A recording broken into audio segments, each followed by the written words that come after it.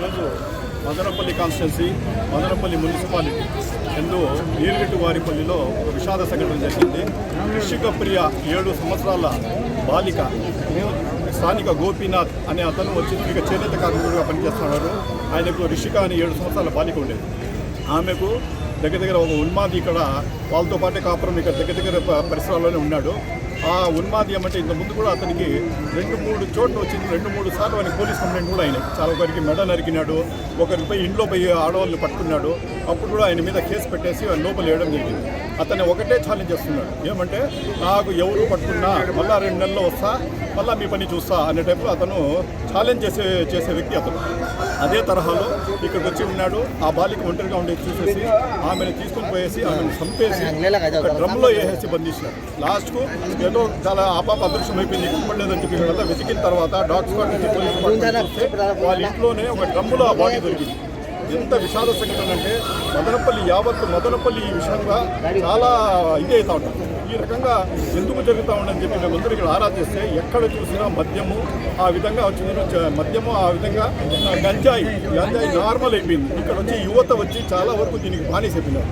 ఎక్కడ కూడా యూరియా దొరకదు, ఏమి దొరకదు, కానీ మందు మటుకు ఖచ్చితంగా లిక్కర్ బాగా దొరుకుతుంది. బెల్ట్ షాపులు విపరీతంగా ఉన్నాయి. ఇక్కడ కార్మికులందరూ దానికి అలవాటు పడిపోయినారు. ఇక్కడ పోయి పని చేయడము, ఈ లిక్కర్ తాగడం ఈ రకంగా అలవాటు పడిపోయినారు.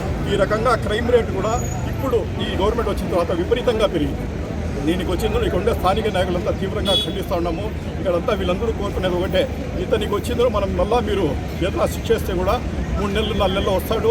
మళ్ళీ ఏదో కన్నతల్లి ఆమె కడుపు అతను తప్పదు, మళ్ళీ సేమ్ రిపీట్ చేస్తాడు. అదేవిధంగా అన్నీ జరిగిపోతాయి. కాబట్టి వాళ్ళందరూ కోరుకునేది ఏమంటే ఈ రకంగా మన దేశంలో కూడా ఇది ఉంటే ఖచ్చితంగా ఇట్లా వాళ్ళకు విపరీతమైన విచ్చలవిడి అఘాయితానికి పాల్పడతారు. కాబట్టి వీళ్ళందరూ కోరుకునేది ఒకటే, మన చట్టాల్లోనే ఒక సవరణ చేసి వేరే కంట్రీస్ ఉండేటట్టు ఇట్లా వాళ్ళు ఎవరన్నా చేశారంటే అక్కడికక్కడే మధ్య బజార్లో ఆయన ఉరివేసి చంపితే వేరే వాళ్ళకి ఇట్లా చేయకుండా ఇట్లా ఇన్సిడెంట్ పునరావృతం కాకుండా ఉంటాయి. ఖచ్చితంగా దీని మీద యాక్షన్ తీసుకోవాలా, మన చట్టాలను మార్చే అవకాశం ఉంది. ఇదే ఈ గవర్నమెంట్ కూడా ఈసారి స్ట్రిక్ట్గా ఉండేసి ఈ రకంగా ఈ గవర్నమెంట్ వచ్చిన తర్వాత విపరీతంగా ఇట్లా ఏంటి జరుగుతూ ఉన్నాయి. ఆడపిల్లలు స్కూల్కు పోయి మళ్ళీ రిటర్న్ వస్తారని తల్లిదండ్రులు ఆశ్చర్యపోయి ఎదురు చేసే పరిస్థితి వస్తున్నాయి. వాళ్ళకి ఎటువంటి సంరక్షణ లేదు, ఎటువంటి ఇదే యాక్షన్ లేకుండా వీలుదేతా ఉంది. కాబట్టి ఖచ్చితంగా ఇట్లా ఏమైనా అసాంఘిక శక్తులు ఎవరైనా ఇట్లా సొసైటీస్లో ఉండారంటే గవర్నమెంట్ ముందే ఇంటెలిజెన్స్ డిపార్ట్మెంట్ పెట్టి వాళ్ళకందరినీ ట్రేస్ అవుట్ చేసి ఇక్కడ నుండి బయటికి పంపించే తప్ప ఇట్లా అఘాయితాలు జరగదు. కాబట్టి డేగా కన్ను పెట్టాల పోలీస్ డిపార్ట్మెంట్, ఖచ్చితంగా డేగా కన్ను పెట్టి వాళ్ళ మీద యాక్షన్ తీసుకోవాలా. ఇక ఉండే పబ్లిక్ అంతా ఉంటే వాళ్ళు కోరుకుంటూ ఉన్నారు, ఖచ్చితంగా మా బిడ్డకు న్యాయం జరగాల.